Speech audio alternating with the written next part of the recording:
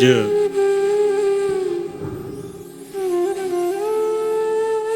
ਇਸ ਸ਼ੋਕ ਸਭਾ ਜਿਹੜੀ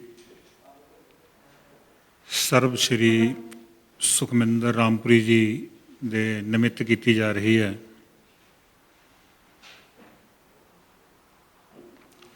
ਮੇਰੇ ਤੋਂ ਪਹਿਲਾਂ ਬੋਲੇ ਬੁਲਾਰਿਆਂ ਨੂੰ ਸੁਣ ਕੇ ਤੇ ਖਾਸ ਕਰਕੇ ਜਿੰਨਾ ਲਿਖਣ ਢੰਗ ਨਾਲ ਖੂਬਸੂਰਤ ਤੌਰ 'ਤੇ ਸੁਰਿੰਦਰ ਰਾਮਪੁਰੀ ਜੀ ਦਾ ਸੁਖਮਿੰਦਰ ਰਾਮਪੁਰੀ ਜੀ ਬਾਰੇ ਲਿਖਿਆ ਜਿਹੜਾ ਪੇਪਰ ਸੁਣ ਕੇ ਮੈਨੂੰ ਮਤਲਬ ਮਹਿਸੂਸ ਹੋਇਆ ਕਿ ਮੈਂ ਹੁਣ ਸੁਖਮਿੰਦਰ ਰਾਮਪੁਰੀ ਜੀ ਬਾਰੇ ਕੀ ਕਹਿ ਸਕਦਾ। ਕਿਉਂਕਿ ਮੈਨੂੰ ਬੋਲਣ ਦੇ ਉੱਤੇ ਤੇ ਇਸ ਤਰ੍ਹਾਂ ਖੂਬਸੂਰਤ ਢੰਗ ਨਾਲ ਲਿਖਣ ਦੇ ਉੱਤੇ ਅਜੇ ਤੱਕ ਕੋਈ ਬਹੁਤਾ ਤਜਰਬਾ ਨਹੀਂ। ਇਸ ਕਰਕੇ ਮੈਂ ਮੁਆਫੀ ਚਾਹੂੰਗਾ ਕਿ ਜਿਸ ਤਰ੍ਹਾਂ ਵੀ ਹੋ ਸਕਦਾ ਮੈਂ 2-4 ਮਿੰਟ ਹੀ ਬੋਲ ਸਕਾਂ, ਤੇ ਹੋ ਸਕਦਾ ਜੇ ਇਹ ਲੜੀ ਚੱਲ ਪਵੇ ਤਾਂ ਨਾਲ ਦੀ ਨਾਲ ਬੁਲਾਰੇ ਜਦੋਂ ਬੋਲਦੇ ਸੀ ਤਾਂ ਮੈਂ ਜਿਹੜੇ ਛਿਨ ਪਲ ਜਾਂ ਜ਼ਿੰਦਗੀ ਦਾ ਜਿੰਨਾ ਕੁ ਸਮਾਂ ਉਹਨਾਂ ਦੇ ਨਾਲ ਬਿਤਾਇਆ ਉਹ ਮੈਨੂੰ ਨਾ ਮਤਲਬ ਇੱਕ ਤੋਂ ਬਾਅਦ ਇੱਕ ਯਾਦ ਆ ਰਿਹਾ। ਅਤੇ ਮੇਰੇ ਨਾਲੋਂ ਬਹੁਤ ਸਾਰੇ ਲੰਮਾ ਸਮਾਂ ਤਾਂ ਤਰਲੋਚਨ ਜੀ, ਹਰਬੰਸ ਮਾਲਵਾ ਜੀ ਜਿਹੜੇ ਇੱਥੇ ਬੈਠੇ ਨੇ, ਉਹਨਾਂ ਵਿੱਚੋਂ ਭਰਤ ਸਾਹਿਬ, ਬੈਨੀਪਾਲ ਸਾਹਿਬ, ਇਹਨਾਂ ਨੇ ਜ਼ਿਆਦਾ ਲੰਮਾ ਸਮਾਂ ਉਹਨਾਂ ਨਾਲ ਬਿਤਾਇਆ। ਪਰ ਮੈਨੂੰ ਇਉਂ ਲੱਗਦਾ ਕਿ ਜਦੋਂ ਮੈਂ ਸ਼ਾਇਦ ਇਹ 95 ਦੇ ਮਾਰਚ ਦਾ ਸਮਾਂ ਸੀ, ਪੇਪਰ ਹੋ ਰਹੇ ਸੀ 10ਵੀਂ ਦੇ ਬੱਚਿਆਂ ਦੇ, ਤਾਂ ਉਸ ਤੋਂ ਪਹਿਲਾਂ ਸਾਡੇ ਰਾਮਪੁਰ ਤੋਂ ਬਹਾਦਰ ਰਾਮਪੁਰੀ ਦੀ ਕਵਿਤਾ ਦੀ ਕਿਤਾਬ ਕਾਵਿ ਸੰਗ੍ਰਹਿ ਫੁਰੇ ਦਿਨ ਸਾਡੇ, ਉਸ ਦੇ ਬਾਰੇ ਗੱਲਬਾਤ ਚੱਲਦੀ ਸੀ। ਤਾਂ ਉਸ ਸੰਬੰਧ ਉਹ ਬਣਿਆ ਕਿ ਬਹਾਦਰ ਸਿੰਘ ਰਾਮਪੁਰੀ ਦਾ ਵੱਡਾ ਬੇਟਾ ਜੀਵਨ ਇੰਗਲੈਂਡ ਰਹਿੰਦਾ, ਅਤੇ ਉਹ ਕਹਿੰਦਾ ਵੀ ਆਪਾਂ ਨਾ ਮੂਵੀ ਬਣਾ ਕੇ ਉਹਨਾਂ ਨੂੰ, ਮੇਰੇ ਬੇਟੇ ਨੂੰ ਭੇਜ ਦਈਏ, ਉਹ ਨਾਲੇ ਤਾਂ ਕਵੀਆਂ ਨੂੰ ਗਾਲਾਂ ਕੱਢਣੋਂ ਹਟ ਜਾਊਗਾ, ਨਾਲੇ ਆਪਣੇ ਉਸਤਾਦ ਅਤੇ ਆਪਣੇ ਆੜੀਆਂ ਨੂੰ ਮਿਲ ਜਾਊਗਾ। ਉਸ ਉਸਤਾਦ ਦਾ ਮੈਨੂੰ ਪਤਾ ਸ਼ਨਿਚਰਵਾਰ ਦੀ ਸ਼ਾਮ ਨੂੰ ਸੁਰਿੰਦਰ ਰਾਮਪੁਰੀ ਦੇ ਘਰ ਬੈਠੇ ਪਤਾ ਲੱਗਦਾ ਕਿ ਜੀਵਨ ਸੁਖਮਿੰਦਰ ਰਾਮਪੁਰੀ ਦਾ ਵਿਦਿਆਰਥੀ ਰਿਹਾ। ਉਹ ਗੱਲਾਂ ਬਾਤਾਂ ਜਿਹੜੀਆਂ ਸ਼ਾਮ ਦਾ ਦੌਰ ਸੀ, ਚਲਦਿਆਂ ਚਲਦਿਆਂ ਆ ਕੇ ਕਵਿਤਾ ਦੇ ਉੱਤੇ ਸਿਮਟ ਜਾਂਦਾ। ਸੁਖਮਿੰਦਰ ਰਾਮਪੁਰੀ ਜੀ ਨੇ 2-3 ਕਵਿਤਾਵਾਂ ਸੁਣਾਈਆਂ, ਗੀਤ ਸੁਣਾਇਆ ਆਪਣੇ, ਪਰ ਕੱਟੇ ਵਾਰ-ਵਾਰ ਇਹਨਾਂ ਜ਼ਖਮਾਂ ਦਾ ਕੀ ਕਹਿਣਾ, ਇੱਕ ਨਿੱਕੀ ਜਿਹੀ ਗੱਲ ਦਾ ਇੱਕ ਬਹੁਤ ਬੜੇ ਸੱਲ ਦਾ ਕਿੱਦਾਂ ਨਿਆਂ ਕਰੀਏ, ਅਤੇ ਕਿਆ ਖੂਬਸੂਰਤ ਬਿੰਬ ਸਿਰਜੇ ਸੀ, ਇੱਕ ਥਲ ਨੂੰ ਬਦਲੀ ਦੀ ਕਿੱਦਾਂ ਛਾਂ ਕਰੀਏ। ਕਹਿਣੀਆਂ ਗੱਲਾਂ ਮਤਲਬ ਸੌਖੀਆਂ ਨੇ, ਇਸ ਤਰ੍ਹਾਂ ਦੀਆਂ ਗੱਲਾਂ ਤੁਹਾਨੂੰ ਔੜਦੀਆਂ ਕਿਵੇਂ ਨੇ। ਅਤੇ ਮੈਂ ਸੋਚਦਾ ਵੀ ਤੁਹਾਡੇ ਜੀਵਨ ਦੇ ਵਿੱਚ ਤਜਰਬਾ ਹੁੰਦਾ ਹੈ, ਜਿਉਂ-ਜਿਉਂ ਤੁਹਾਡਾ ਜੀਵਨ ਦੁਖਾਂਤ ਵਿੱਚੋਂ ਨਿਕਲਦਾ ਜਾਂਦਾ ਹੈ, ਤਾਂ ਜੇ ਤਾਂ ਦੁਖਾਂਤ ਵਿੱਚ ਹੀ ਬੰਦਾ ਅੜਿਆ ਰਹਿੰਦਾ ਤਾਂ ਫਿਰ ਤਾਂ ਉਹ ਉੱਥੇ ਫਸ ਜਾਂਦਾ। ਪਰ ਜਦੋਂ ਉਸ ਦੁਖਾਂਤ ਨੂੰ ਸੰਘਰਸ਼ ਦੇ ਨਾਲ ਉਹ ਸਰ ਕਰਦਾ ਤਾਂ ਫਿਰ ਮੈਂ ਮੇਰੇ ਨਾਲ ਵਾਪਰੀਆਂ ਗੱਲਾਂ ਵੀ ਬਹੁਤ ਵਾਰੀ ਸੋਚਦਾ ਵੀ ਐਵੇਂ ਮਜ਼ਾਕ ਜਿਹਾ ਬਣ ਜਾਂਦੀਆਂ ਨੇ। ਅਤੇ ਜਿਵੇਂ ਅੱਜ ਦੀ ਆਉਣ ਦੀ ਘਟਨਾ ਬਾਰੇ ਹੀ ਸੀ, ਸੁਖਮਿੰਦਰ ਰਾਮਪੁਰੀ ਜੀ ਦੀ ਨਾ 2 ਵਾਰੀ ਵਾਪਰਦਾ, ਇੱਕ ਵਾਰੀ ਉਹਨਾਂ ਦੀ ਸੱਜੀ ਲੱਤ ਟੁੱਟਦੀ ਹੈ, ਇੱਕ ਵਾਰੀ ਖੱਬੀ ਟੁੱਟਦੀ ਹੈ। ਅਤੇ ਉਹ ਜਦੋਂ ਆਖਰੀ ਵਾਰੀ ਉਹਨਾਂ ਦੇ ਸੱਟ ਲੱਗਦੀ ਹੈ ਤਾਂ ਉਹਨਾਂ ਨੂੰ ਮਲੇਰਕੋਟਲਾ ਵਿਖੇ ਸਾਹਿਤ ਸਭਾ ਨੇ ਸਨਮਾਨਿਤ ਕਰਨਾ ਸੀ। ਉਹ ਕਹਿੰਦੇ ਯਾਰ ਮੈਂ ਨਹੀਂ ਜਾਣਾ, ਮੈਂ ਉੱਥੇ ਨਾ ਫੌੜੀ ਫੜ ਕੇ ਜਾਊਂਗਾ, ਖੂੰਡੀ ਫੜ ਕੇ, ਹੈ ਨਾ, ਅਤੇ ਉਹ ਗੱਲ ਨਹੀਂ ਰਹਿਣੀ, ਹੈ ਨਾ। ਤੇ ਕਿਉਂਕਿ ਮੇਰਾ ਜਿਹੜਾ ਲੋਕਾਂ ਦੇ ਵਿੱਚ ਚਿਹਰਾ ਮੋਰਾ ਪ੍ਰਭਾਵ ਆ ਹੋਰ ਕਿਸਮ ਦਾ। ਸੋ ਮੈਂ ਉਹਨਾਂ ਨਾਲ ਜਦੋਂ ਵੀ ਗੱਲ ਕਰਦਾ ਹੁੰਦਾ ਸੀ, ਮੈਂ ਉਹਨਾਂ ਦੇ ਬਹੁਤੇ ਇੱਦਾਂ ਦੇ ਪ੍ਰਭਾਵ ਤੋੜੇ ਨੇ, ਤੇ ਮੈਂ ਅੱਜ ਵੀ ਉਹ ਪ੍ਰਭਾਵ ਤੋੜਿਆ ਤੇ ਮੈਂ ਖੁੰਡੀ ਨਾਲ ਹੀ ਆਇਆ। ਹਾਲਾਂਕਿ 10 ਤਰੀਕ ਦੀ ਇਹ ਘਟਨਾ ਵਾਪਰੀ ਹੈ, ਇੰਨੇ ਕੁ ਦਿਨਾਂ ਦੇ ਵਿੱਚ ਤਾਂ ਡਾਕਟਰ ਤੁਹਾਨੂੰ ਹਿੱਲਣ ਤੋਂ ਵੀ ਮਨਾ ਕਰਦਾ, ਪਰ ਮੈਨੂੰ ਉਹਨਾਂ ਦੀਆਂ ਗੱਲਾਂ ਤੋਂ ਇਉਂ ਬਲ ਮਿਲਦਾ ਹੈ ਕਿ ਰਾਮਪੁਰ ਖਾਰੀ ਸਭਾ ਦੀ ਇਕੱਤਰਤਾ ਹੋ ਰਹੀ ਸੀ ਤੇ ਉਹਨਾਂ ਦੀ ਜਿਹੜੀ ਮਾਤਾ ਸੀਗੇ ਉਹ ਸਦੀਵੀ ਵਿਛੋੜਾ ਦੇ ਗਏ। ਉਹ ਉਹਨਾਂ ਨੂੰ ਦਾਗ ਲਵਾ ਕੇ ਆ ਕੇ ਵੀ ਸਭਾ ਦੀ ਇਕੱਤਰਤਾ ਵਿੱਚ ਪਹੁੰਚੇ ਤੇ ਉਹਨਾਂ ਦੀਆਂ ਗੱਲਾਂ ਜਿਹੜੀਆਂ ਇਸ ਤਰ੍ਹਾਂ, ਮੈਂ ਉਹਨਾਂ ਨਾਲ ਭਾਵੇਂ 95 ਤੋਂ ਰਿਹਾ, 14 ਅਕਤੂਬਰ ਨੂੰ ਸਾਡੀ ਆਖਰੀ ਗੱਲਬਾਤ ਹੁੰਦੀ ਹੈ ਸਵੇਰੇ ਸਵੇਰੇ, ਤੇ ਉਹ ਸਾਡੀ ਉਹ ਵੀ ਗੱਲ ਮਤਲਬ ਲੜਾਈ ਝਗੜੇ ਵਾਲੀ, ਸਾਡਾ ਝਗੜਾ ਬਹੁਤਾ ਹੋ ਜਾਂਦਾ ਸੀ। ਮੈਂ ਇੱਕ ਗੀਤ ਲਿਖਿਆ ਤੇ ਉਹ ਕਹਿੰਦੇ ਇਹ ਗੀਤ ਕੀ ਲਿਖਿਆ, ਪਹਿਲੀਆਂ 2 ਲਾਈਨਾਂ ਦੀ ਲੋੜ ਨਹੀਂ, ਇਹ ਐ ਨਹੀਂ, ਕਾਫੀ ਕੁਛ ਉਹਨਾਂ ਗੱਲਾਂ ਲਿਖੀਆਂ। ਮੈਂ ਉਹਨਾਂ ਨੂੰ ਥੱਲੇ ਕਮੈਂਟ ਲਿਖਿਆ ਵੀ ਫਿਰ ਇਹਨੂੰ ਠੀਕ ਕਰੋ। ਉਹ ਕਹਿੰਦੇ ਐ ਨਹੀਂ ਠੀਕ ਹੁੰਦਾ। ਚਲੋ ਮੈਂ ਉਹਨਾਂ ਨੂੰ 14 ਤਰੀਕ ਨੂੰ ਫੋਨ ਲਾ ਲਿਆ ਤੇ ਉਹ ਪਹਿਲੀ ਗੱਲ ਇਹ ਪੁੱਛਦੇ ਹੁੰਦੇ ਸੀ ਵੀ ਕੈਪਟਨ ਸਾਹਿਬ ਦਾ ਕੀ ਹਾਲ ਹੈ। ਮੇਰੇ ਪਿਤਾ ਜੀ +92 ਨੇ ਅੱਜ ਕੱਲ੍ਹ, ਕਾਫੀ ਉਹਨਾਂ ਦੀ ਜਿਹੜੀ ਹਾਲਤ ਸਰੀਰਕ ਤੌਰ 'ਤੇ ਬਹੁਤੀ ਠੀਕ ਨਹੀਂ। ਤੇ ਠੀਕ ਹੈ, ਹੋਰ ਤੇਰਾ ਕਿਵੇਂ? ਠੀਕ ਹੈ, ਵਧੀਆ। ਮੈਂ ਛੱਡੋ ਸੀ, ਪਹਿਲਾਂ ਮੇਰੇ ਗੀਤ ਬਾਰੇ ਗੱਲ ਕਰੋ। ਅੱਛਾ, ਕਹਿੰਦੇ ਸੁਣਾ। ਜਦ ਮੈਂ ਸੁਣਾਇਆ, ਉਹ ਕਹਿੰਦੇ ਯਾਰ ਹੁਣ ਤਾਂ ਇਹ 'ਚ ਕੁਛ ਨਹੀਂ ਲੱਗਦਾ, ਹੁਣ ਤਾਂ ਠੀਕ ਲੱਗਦਾ ਸਾਰਾ ਹੀ। ਅਤੇ ਕਹਿੰਦੇ ਫਿਰ ਮੈਂ ਉਹ ਡਿਲੀਟ ਕਰ ਦਿਆਂ ਜਿਹੜਾ ਮੈਂ ਲਿਖਿਆ। ਮੈਂ ਕਿਹਾ ਨਾ, ਉਹ ਉਵੇਂ ਜਿਵੇਂ ਰਹਿਣ ਦਿਓ ਤਾਂ ਕਿ ਮੈਨੂੰ ਵੀ ਉਹ ਤੋਂ ਬਲ ਮਿਲਦਾ ਰਹੂਗਾ ਅਤੇ ਹੋਰਾਂ ਨੂੰ ਵੀ ਪਤਾ ਲੱਗੂਗਾ ਵੀ ਜਸਵੀਰ ਝੱਜ ਨਾਲ ਮਤਲਬ ਇਹ ਬਹੁਤਾ ਕੋਲੇ ਤਰੀਕੇ ਨਾਲ ਨਹੀਂ ਵਰਤਦਾ। ਹੱਸਦੇ ਹੁੱਸਦੇ ਰਹੇ ਅਸੀਂ। ਅਤੇ ਮੈਂ ਕਿਹਾ ਤੁਹਾਡੀ ਕਹਾਣੀ ਦੀ ਕਿਤਾਬ ਦਾ ਕੀ ਕਰਨਾ। ਇੱਥੇ ਬਾਰ-ਬਾਰ ਜ਼ਿਕਰ ਆਇਆ ਕਿ ਉਹਨਾਂ ਨੇ ਗੀਤ, ਕਵਿਤਾ, ਗਜ਼ਲ ਅਤੇ ਨਾਵਲ ਅਤੇ ਜੀਵਨ ਮੂਲਕ ਲਿਖਿਆ। ਪਤਾ ਨਹੀਂ ਸੁਰਿੰਦਰ ਰਾਮਪੁਰੀ ਜੀ ਵੀ ਕਿਉਂ ਭੁੱਲ ਗਏ। ਉਹਨਾਂ ਦੀ ਤਿਕੋਣਾ ਦਾ ਕੈਦੀ, ਪ੍ਰੀਤ ਲੜੀ ਵਿੱਚ ਛਪੀ ਹੋਈ ਕਹਾਣੀ ਹੈ। ਹੋਰ ਵੀ ਉਹਨਾਂ ਦੀਆਂ ਕਹਾਣੀਆਂ ਨੇ ਜਿਹੜੀਆਂ ਇਸ ਤਰ੍ਹਾਂ ਕੁਛ ਪਰਚਿਆਂ ਵਿੱਚ ਛਪੀਆਂ ਹੋਈਆਂ ਨੇ, ਅਤੇ ਕੁਛ ਕਹਾਣੀਆਂ ਫਿਰ ਉਹਨਾਂ ਬਾਅਦ 'ਚ ਵੀ ਲਿਖੀਆਂ। ਅਤੇ ਹੋਏ ਗਿਆ ਪਿਛਲੇ ਮਾਰਚ ਤੋਂ ਬਾਅਦ ਦਾ ਮੇਰੇ ਕੋਲ ਉਹਨਾਂ ਦਾ ਖਰੜਾ ਪਿਆ। ਉਹਨਾਂ ਦੀ ਜਿੱਦ ਸੀ ਵੀ ਮੈਂ ਕੁਛ ਆਲੋਚਕਾਂ ਨੂੰ ਪੜ੍ਹਾਵਾਂ ਅਤੇ ਉਹ ਆਲੋਚਕ ਉਹਦੇ ਉੱਤੇ ਗੱਲਬਾਤ ਕਰਨਗੇ, ਦੱਸਣਗੇ, ਦੇਖਣਗੇ। ਕਈ ਆਲੋਚਕ ਪਹਿਲਾਂ ਕੁਛ ਮੇਰੇ ਕੋਲ ਕਤਾਹੀ ਹੋਈ ਗਈ, ਫਿਰ ਕੁਛ ਆਲੋਚਕਾਂ ਕੋਲ ਕਿਸੇ ਕੋਲ ਗਿਆ, ਮਹੀਨਾ 2 ਮਹੀਨੇ ਇੱਧਰ ਉੱਧਰ ਰਹਿ ਗਿਆ। ਅਤੇ ਉੱਧਰੋਂ ਮੈਨੂੰ ਕਹਿੰਦੇ ਵੀ, ਮੈਂ ਕਿਹਾ ਜੀ ਹੁਣ ਤੁਹਾਡੀ ਮੈਂ ਜਿਹੜੀ ਵੀ ਤੁਸੀਂ ਆਪਾਂ ਕਿਸੇ ਤੋਂ ਕੋਈ ਭੂਮਿਕਾ ਨਹੀਂ ਲਿਖਾਉਣੀ। ਅੱਜ ਕੱਲ੍ਹ ਇਸ ਤਰ੍ਹਾਂ ਦਾ ਇੱਕ ਚਲਨ ਹੋ ਗਿਆ ਕਿ ਅਸੀਂ ਬਿਨਾਂ ਭੂਮਿਕਾ ਤੋਂ ਕਿਤਾਬ ਦੇਣੀ ਹੈ। ਪਾਠਕ ਐਡੇ ਨਾ ਸਮਝ ਨਹੀਂ, ਉਹ ਆਪਣੇ ਆਪ ਦੇਖਣ ਲੱਗੇ ਕੀ ਗੱਲਬਾਤ ਹੈ। ਠੀਕ ਆ ਕਹਿੰਦੇ। ਅਤੇ ਮੈਂ ਕਿਹਾ ਵੀ ਹੁਣ ਮੈਂ ਦੱਸੋ ਵੀ ਕਿਤਾਬ ਸਸਤੀ ਅਤੇ ਸੁੰਦਰ ਛਪਵਾ ਦਿਆਂ? ਨਾ, ਕਹਿੰਦੇ ਪੈਸੇ ਦੀ ਪਰਵਾਹ ਨਾ ਕਰੀ, ਅਤੇ ਕੋਈ ਇਹੋ ਜਿਹੀ ਗੱਲ ਨਹੀਂ, ਆਪਾਂ ਵਧੀਆ ਕਿਤਾਬ ਜਿਹੜੀ ਛਪਵਾਉਣੀ ਹੈ, ਤੂੰ ਰਹਿਣ ਦੇ। ਹਲੇ ਮੈਂ ਨਾਵਲ ਲਿਖ ਰਿਹਾ, 15 ਕਾਂਡ ਉਹਦੇ ਮੈਂ ਲਿਖਤੇ। ਉਦੋਂ ਜਦੋਂ ਕਿ ਉਹ ਮਤਲਬ ਇਹ ਗੱਲ ਲੁਕੋ ਰਹੇ ਸੀ। ਉਹ ਵਾਰ-ਵਾਰ ਝੂਠ ਬੋਲਣ ਦੇ ਨੂੰ ਬਹੁਤ ਆਦਤ ਸੀ, ਹੈ ਨਾ, ਵੀ ਨਹੀਂ ਕਹਿੰਦੇ ਵੀ ਮੈਂ ਨਾਵਲ ਲਿਖ ਲਾਂ ਅਤੇ ਆਪਾਂ ਨਾਵਲ ਅਤੇ ਕਹਾਣੀ ਦੀ ਕਿਤਾਬ ਇਕੱਠੀ ਦੇਵਾਂਗੇ। ਇੱਕ ਤਾਂ ਮੈਂ ਤੈਨੂੰ ਨਾ ਉਹ ਪਾਈ ਹੋਈ ਹੈ, ਪੋਸਟ ਕੀਤੀ ਹੈ, ਉਹ ਬਾਅਦ 'ਚ ਮੈਨੂੰ ਪਤਾ ਲੱਗਿਆ ਭੈਣ ਉਹਨਾਂ ਦੀ ਬੇਟੀ ਜਿਹੜੀ ਰਮਨ ਨੇ ਪੋਸਟ ਕੀਤੀ ਸੀ, ਅਤੇ ਮੈਨੂੰ ਉਹ ਬਾਅਦ 'ਚ ਮਿਲਦੀ ਹੈ। 2 ਕਹਾਣੀਆਂ ਉਹਦੇ ਵਿੱਚ ਵੀ ਨੇ, ਅਤੇ ਆਪਾਂ ਇਹ ਆ ਕੇ ਮਾਰਚ ਮਹੀਨੇ ਵਿੱਚ ਛਪਵਾਵਾਂਗੇ।